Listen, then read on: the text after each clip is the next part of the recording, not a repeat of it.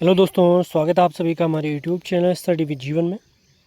तो आज हम बात करने वाले हैं यूके ट्रिपल एससी जो पुलिस कांस्टेबल भर्ती थी उसके रिगार्डिंग माननीय हाईकोर्ट ने कुछ बताया है, उसकी जानकारी लेंगे। इसी के साथ आप लोग जानते हैं यूके ट्रिपल एससी में अभी लीक प्रकरण जो स्नातक स्तरीय भर्ती परीक्षा हुई थी उसका लीक का जो प्रकरण चल रहा है उसके लिए संपूर्ण राज्य भर में आंदोलनों का दौर जारी है। तो इसी बीच आप लोग के मैसेज आ रहे हैं कि सर जो यूके ट्रिपल एससी का कनिष्ठ सहायक है जिसकी हाल ही में टाइपिंग परीक्षा हुई है, इसी के साथ स्टेनो परीक्षा जो हुई थी उनके रिज़ल्ट कब तक आएंगे या उनमें कोई देरी होगी, तो इसी विषय में हम जानकारी लेंगे।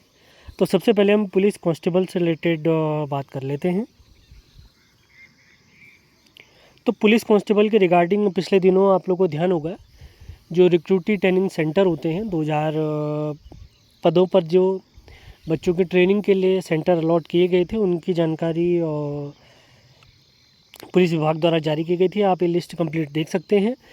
तो इससे हमें ये लगने लगा था कि शायद हमारा रिज़ल्ट यानी जो पुलिस कांस्टेबल का जो रिज़ल्ट है वो बहुत जल्दी जारी किया जा सकता है। लेकिन इसी बीच क्या हुआ, कल माननीय हाईकोर्ट में इसी केस के रिगार्डिंग सुनवाई हुई, यानी आयु बढ़ाने संबंधी मामले पर सुनवाई की गई थी। आप लोग जानते हैं जिसमें 21, 22, 23 यानी 3 साल तक के एज का रिलैक्सेशन की बात की जा रही थी।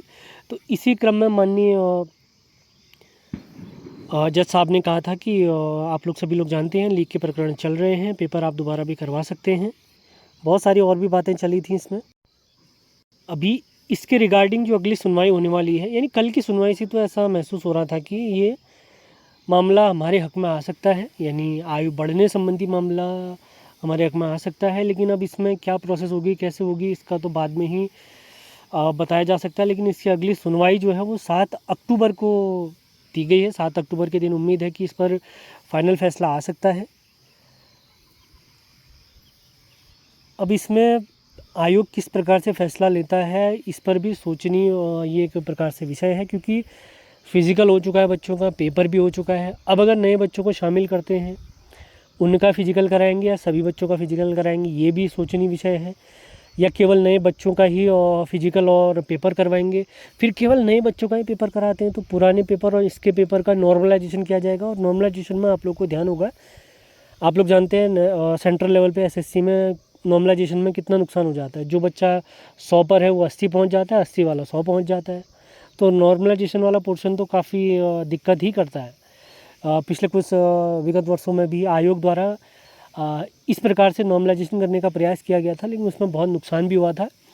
इसका एक उदाहरण मैं आप लोग को देता हूँ। 2020 में फॉरेस्ट गार्ड भर्ती परीक्षा हुई थी, जिसमें क्या हुआ था, हरिद्वार के एक सेंटर में पेपर लीक हो गया था। उसके बाद क्या है, उन्हीं सेंटर पर पेपर दोबारा से करवाया गया था। ये तो इससे क्या हुआ था, जो पहले जिनका पेपर हो चुका था और बाद में जिनका पेपर हुआ था, नॉर्मलाइजेशन के थ्रू सबके मार्क्स इसमें अलॉट किए गए थे। उसमें क्या है, बाद में जिन्होंने पहले परीक्षा दी थी उनको नुकसान हो गया था।